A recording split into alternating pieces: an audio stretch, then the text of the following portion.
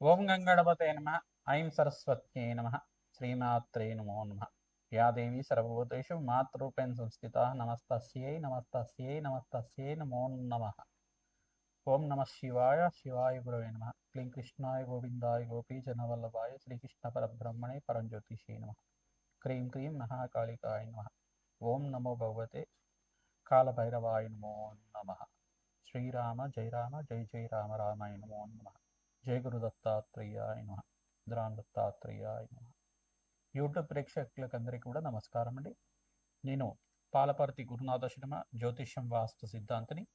మీకంతా కూడా గోచారీత్యా గ్రహాల యొక్క స్థితిగతి కలియిక వాటి ప్రభావం అంతా కూడా విశ్లేషణ చేయడం జరుగుతుంది. ప్రధానంగా చూసుకుంటే ఈరోజు చెప్పబోయే టాపిక్ ఏంటంటే ఈ యొక్క రాహుకేతు ప్రభావం వల్ల జాతకరీత్యా జన్మజాతక వశాత్తు కొంతమందికంతా కూడా రాహుకేతులు ఈ స్థానంలో ఉంటే కనుక దోషకారిగా ఉంటారు. ఏ స్థానాలు అని చెప్పేసి అంటే ప్రధానంగా చతుర్థ స్థానము, అష్టమ స్థానం అని చెప్పేసి అంటారు. జాతకరీత్యా ఎవరికైతే కనుక ఈ స్థానంలో రాహువు కానీ కేతువు కానీ సంచారం చేస్తూ ఉంటాయి లగ్నవశాత్తు, దాన్నంతా కూడా చతుర్థ స్థానంలో రాహు కానీ కేతు కానీ సంచారం చేస్తే ఏ లగ్నమైనా ఉండొచ్చు, ఏ రాశి అయినా కావచ్చు, ఎవరైనా కానీ దీనికి ఆ దోష ప్రామాణికం అనేది చెప్పడం జరుగుతుంది.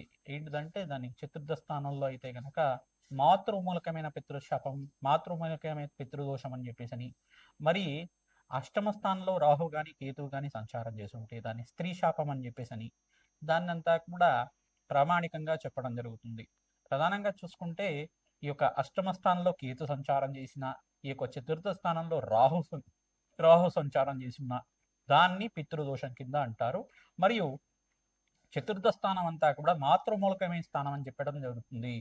అష్టమ స్థానం అంతా కూడా దీర్ఘ సుమంగళి యోగము, సౌభాగ్య స్థానము, అష్టమ స్థానం అనేది ఆయుస్థానం అని చెప్పేసి చెప్పడం జరుగుతుంది. ఆకస్మిక ధనలాభాన్ని ఇచ్చే స్థానంగా చెప్తుంది, మరియు ఆకస్మిక ధన వ్యయాన్ని ఇచ్చే స్థానంగా చెప్పడం జరుగుతుంది. కర్మ ఫలితాన్ని అనుభవించే విధంగా చేసే స్థానంగా చెప్తుంది. ఈ యొక్క స్థానాలను బట్టి ఫలితాలు అనేది మారుతూ ఉంటాయి అన్నమాట. ఈ యొక్క లగ్నవశాత్తు మీరు చూసుకోవాల్సి ఉంటుంది. మేషాది ద్వాదశ రాశుల వాళ్ళకి ఇప్పుడు చెప్పబోయే టాపిక్ ఏంటంటే స్త్రీ శాపం కానీ మాతృమూలకమైన పితృదోషం కానీ ఉంటే గనక, మాతృమూలకమైన పితృదోషం కానీ మాతృమూలకమైన మాతృశాపం కానీ ఉంటే కనుక ఈ యొక్క జన్మజాతకంలో మీకు అంతా కూడా ఆలస్య వివాహం అవడం కానీ, లేకపోతే ఆలస్య సంతానం అవుతుండడం కానీ, ఈ యొక్క ఎదుగుదల లేకపోవడం కానీ, వృత్తిలో కానీ ఉద్యోగంలో కానీ ఎంత ప్రయత్నం చేసినా అనుకున్న స్థాయిలో ఎదుగుదల లేకపోవడం, ఆర్థికంగా కుంగిపోవడం, ఆర్థికంగా నష్టపోవడం కానీ జరుగుతూ ఉండడం, ప్రధానంగా ఆస్తి నష్టం పోవడం మీకంతా కూడా జరుగుతూ ఉంటుంది. ప్రధానంగా స్థిరాస్తి అంతా కూడా ఎంత ప్రయత్నం చేసినా కొనుక్కోలేకపోవడం, గృహయోగం అంతా కూడా ఎంత ప్రయత్నం చేసినా కొనుక్కోలేకపోవడం, భూ సంపద అంతా కూడా ఎవరి చేతిలో మీరంతా కూడా నష్టపోవడం అనేది జరుగుతూ ఉంటుందన్నమాట. ఎవరి వల్ల అయినా కానీ స్త్రీ శాపం కానీ ఇవన్నీ ఉంటాయి కనుక దీన్ని ప్రామాణికంగా అంతా కూడా జాతకరీత్యా ఉండే దోషాలకంతా కూడా జ్యోతిష సిద్ధాంతాలతోటి మీ జాతకాన్ని అంతా కూడా జన్మ జాతకాన్ని విశ్లేషణ చేయించుకోవాలి. అందుకే ఈ యొక్క కర్మ ఫలితాన్ని అందరూ కూడా అనుభవించే విధంగా ఉంటుంది. కానీ దాన్ని పరిహార సిద్ధాంతం ప్రకారంగా, పరిహార శాస్త్రంలో చెప్పిన విధానంగా, తంత్రశాస్త్రంలో చెప్పిన విధంగా మీకు అంతా కూడా పరిహారం అంతా కూడా చేయించడం జరుగుతుంది. యజ్ఞ హోమాది కార్యక్రమాలు, దానాలు, గోమాత సేవ, తర్వాత రావి చెట్టుకి వేప చెట్టుకి వృక్షరాజానికి అంతా కూడా ప్రతిరోజు కూడా 27 ప్రదక్షిణాలు చేయడం, అవకాశం ఉంటే కనుక పనస చెట్టుని అంటే పనస మొక్కనంతా కూడా నాటడం, పనస మొక్క దగ్గర ఆమనయ దీపాలను అంతా చేయడం. ఎవరైతే కనుక దేవాలయ ప్రాంగణంలో పనస మొక్కని అంతా కూడా నాటుతూ ఉంటారో మీకంతా కూడా సకల గ్రహ దోష నివారణ కలుగుతుంది. పితృశాపం నుంచి, మాతృమూలకమైన పితృదోషం నుంచి కానీ, మాతృమూలకమైన మాతృశాపం నుంచి కానీ బయటపడడానికి ఆస్కారం ఉంటుంది. సర్పదోషము, సర్పశాపం అంతా కూడా కారణం రాహుకేతులు అవుతారు. ఈ యొక్క స్త్రీ శాపం కానీ, మాతృమూలకమైన పితృదోషం కానీ, మాతృశాపం నుంచి బయటపడడానికి కానీ ఎటువంటి పరిహారాలు ఆచరించాలి, ఎటువంటి దోషాలంతా కూడా జన్మజాతకం వశాత్తు, లగ్న చక్ర వశాత్తు మేషాది ద్వాదశ రాశుల వాళ్ళకంతా కూడా వర్తిస్తాయి. రాహుకేతు ప్రభావం వల్ల ఎటువంటి పరిహారం అంతా కూడా చేసుకుంటే అఖండమైన ఐశ్వర్య ప్రాప్తి కలుగుతుంది, వంశాభివృద్ధి కలుగుతుంది అంతా కూడా తెలుసుకోవడం జరుగుతుంది. తులారాశి జాతకులకి ఈ జన్మజాతకం ప్రకారంగా ఈ యొక్క గ్రహస్థితి ఉంటే గనక మీకు ఈ దోషాలు ఉన్నట్టు చూసుకోవడం జరుగుతుంది. ప్రధానంగా చూసుకుంటే ఈ యొక్క చతుర్థ స్థానంలో కేతు ఉంటే కనుక దాన్ని మాతృమూలకమైన పితృదోషం అంటారు. మాతృదోషం మాతృశాపం అని చెప్పేసి చెప్పడం జరుగుతుంది. దీని నుంచి బయటపడడానికి ప్రతి అమావాస్య వేళల్లో పితృదేవతల ప్రీతికరంగా బ్రాహ్మణోత్తంకంతా కూడా స్వయంపాక దానం చేయాలి, పెసరపప్పు దానం చేయాలి. మరియు ఈ యొక్క కూష్మాండ దానం అంటారు, గుమ్మడికాయ, తెల్ల గుమ్మడికాయ కానీ పండు గుమ్మడికాయ కానీ దానం చేయడం వల్ల పితృశాపం నుంచి బయటపడడానికి ఆస్కారం ఉంటుంది. ఈ యొక్క గోమాత సేవ విశేషంగా ఆచరించాలి. రావి చెట్టుకి 27 ప్రదక్షిణాలు ఆచరించుకోవడం, ఆవు నెయ్యి దీపారాధన కానీ, నువ్వుల్లోనూ దీపారాధన కానీ, రావి చెట్టు మొదట్లో అఖండ దీపారాధన చేయడం వల్ల అఖండమైన సౌభాగ్యం లభిస్తుంది. అష్టమ స్థానంలో కేతు సంచారం చేస్తే దాన్నంతా కూడా స్త్రీ శాపం అంటారు.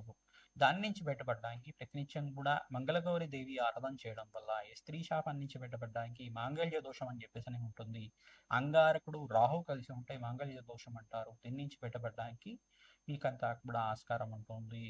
ప్రతినిత్యం కూడా జాతకాన్ని జ్యోతిష పండితులతో మీరు విశ్లేషణ చేసుకొని పరిష్కారం అంతా కూడా ఆచరించడం, జప హోమాది కార్యక్రమాలు, రాజశ్యామల యజ్ఞాది గ్రౌతులు, వడ్లాంకి శాంతి హోమాది కార్యక్రమాలు, ప్రత్యంగరాదేవి హోమాది కార్యక్రమాలు, దత్తాత్రేయ మూలమంత్ర జపాలు అంతా కూడా ఆచరించడం వల్ల, వేద బ్రాహ్మణత్వంతో ఈ జపాలంతా కూడా చేయించడం వల్ల సకల శాపాల నుంచి బయటపడడానికి ఆస్కారం ఉంటుంది.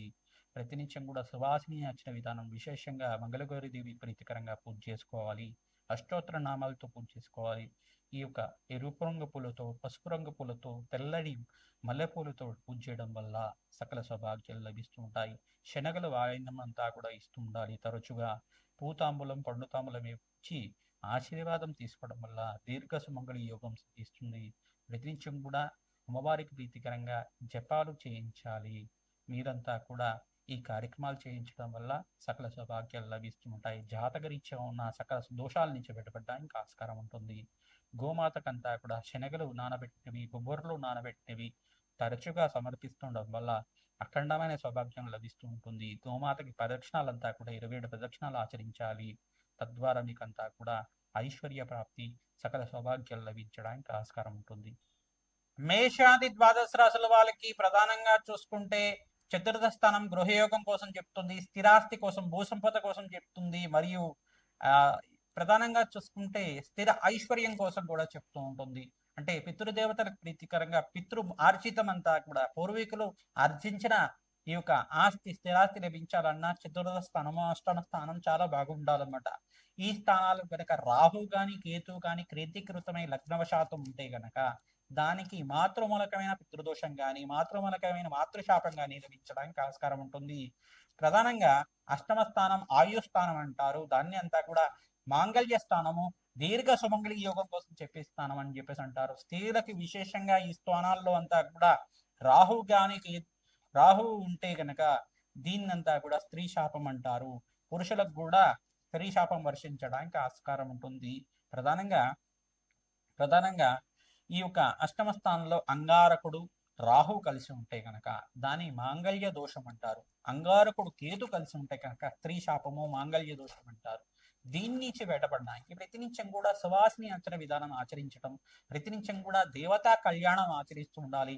శివపార్వతుల కళ్యాణం పుణ్యక్షేత్రంలో శ్రీశైల ప్రాంగణంలో అంతా కూడా చేసుకోవడం వల్ల సకల దోషాలు, సకల శాపాల నుంచి బయటపడడానికి ఆస్కారం ఉంటుంది. సుబ్రహ్మణ్య స్వామి కళ్యాణం అంతా కూడా కృత్తిక నక్షత్రం షష్ఠి తిథి రోజు మంగళవారం వేళల్లో కానీ, ప్రతినిత్యం కూడా గురువారం వేళల్లో కానీ ఈ యొక్క కళ్యాణం, సుబ్రహ్మణ్య స్వామి కళ్యాణం అంతా కూడా ఆచరించడం వల్ల సకల శాపాల నుంచి బయటపడడానికి, సకల దోషాల నుంచి బయటపడడానికి ఆస్కారం ఉంటుంది. పుణ్యక్షేత్ర దర్శనాలు ఆచరించాలి. ప్రధానంగా దత్తాత్రేయ పుణ్యక్షేత్రాలు కానీ, ప్రధానంగా శ్రీకృష్ణ పరమాత్మ యొక్క పుణ్యక్షేత్రాలు కానీ, ఈ యొక్క అరుణాచలం పుణ్యక్షేత్రం కానీ, శ్రీశైల పుణ్యక్షేత్రం కానీ, కాశీపట్నం కానీ, ప్రధానంగా కాశీ పుణ్యక్షేత్రంలో కానీ మీరంతా కూడా అన్నదానం చేయించడం వల్ల, అభిషేక హోమాది కార్యక్రమాలు ఆచరించడం వల్ల సకల సౌభాగ్యాలు లభించడానికి ఆస్కారం ఉంటుంది. దేవి భాగవతాన్ని పారాయణం చేస్తూ ఉండాలి. సువాసిని అర్చన విధానం చేస్తూ ఉండాలి. దేవి భాగవతాన్ని అందరూ కూడా పారాయణం చేస్తూ ఉంటాయి కనుక ప్రవచనాల్లాగా వింటున్నా కానీ దేవి భాగవతంలో అమ్మవారి చరిత్ర అంతా కూడా ఉంటుంది. తద్వారా అమ్మవారి అనుగ్రహం అంతా కూడా శీఘ్రంగా లభిస్తుంది. మీకంతా కూడా సకల దోషాల నుంచి బయటపడి శీఘ్ర కళ్యాణ యోగం సిద్ధిస్తుంది. సకల శాపాల నుంచి బయటపడడానికి మీరంతా కూడా ఈ కార్యక్రమాలు చేయాలి. ప్రధానంగా శాంతి హోమాది కార్యక్రమాలు చేయాలి. ప్రధానంగా రాజశ్యామల యజ్ఞాధికృతులు, మాతంగేశ్వరి మూలమంత్ర జపాలు, తర్వాత బగలాముఖి శాంతి హోమాది కార్యక్రమాలు, కమలాత్మికాదేవి మూలమంత్ర జపాలంతా కూడా ఆచరించడం వల్ల జన్మజాతకంలో ఎటువంటి ప్రబలమైన దోషాలు ఉన్నా కానీ పరిహారం అవడానికి ఆస్కారం ఉంటుంది. శ్రీమాత్రే నమః.